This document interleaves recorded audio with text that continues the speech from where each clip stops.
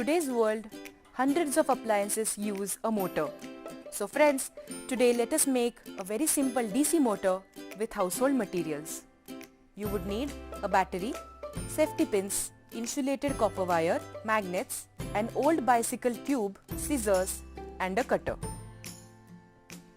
Take a 1.5 meter of insulated copper wire and wind it around the battery. Take about 10 turns and then remove the coil like a spring. Take one end and tie a knot and stretch it out. Do the same thing for the other end. For an equal distribution of the weight, both the knots should be diametrically opposite.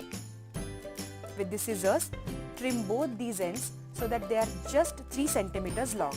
Now take a knife and scrape off the insulation on 3 sides from one end such that one side is still insulated. On the other diametrically opposite side, scrape the insulation entirely. The coil is ready now.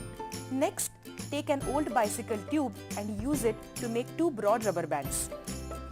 Now stretch and fix these rubber bands on the battery and tuck in the magnet and the safety pins. The motor is now ready. If you now place the coil between 2 lids of the assembly, the motor starts. An electric DC motor is a device that converts electric energy into mechanical energy. When the coil is connected to the battery, current passes through it, which eventually turns it into an electromagnet. This electromagnet has its own south and north pole. The permanent magnet placed in the vicinity of the electromagnet gives it an attractive or repulsive kick depending on the polarity of both the magnets. And the coil rotates. As you might remember, we had purposely left a layer of insulation on one of the sides of the 2 leads. This precisely contributes to switching the current on and off for every rotation.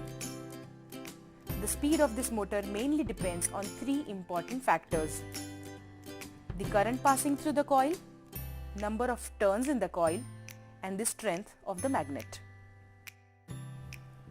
Wasn't it simple? So make your own DC motor and have fun!